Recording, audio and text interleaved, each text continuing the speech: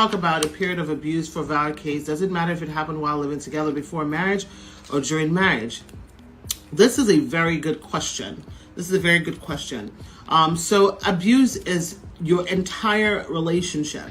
So abuse does not even need to be happening right now.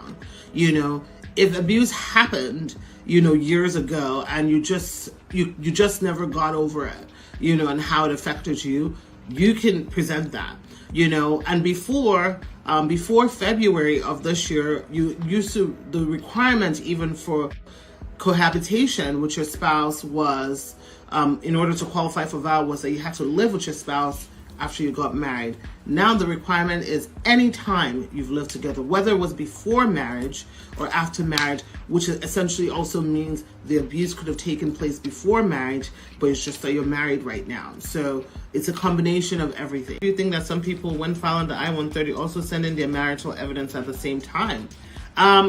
Because you should be sending in your marital evidence. Your I-130 is what establishes that you have a legitimate marriage. So let me just break that down for you guys. Your I-130 is your petition for alien relative.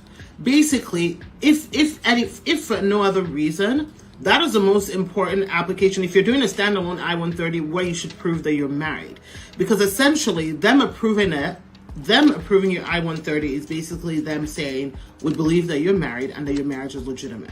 I filed an I-751 petition without my spouse. I sent in a comprehensive application. I checked and saw that they took my fingerprints. What does this mean, and will I get my permanent green card soon?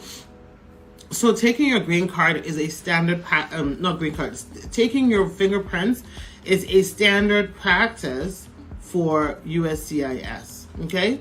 So no matter what application that you apply for, they will take your fingerprints. That's part of your biometrics, because they have to make sure you're essentially who you say you are, and they have to see if there are any crimes or, you know, anything that basically they need to know about.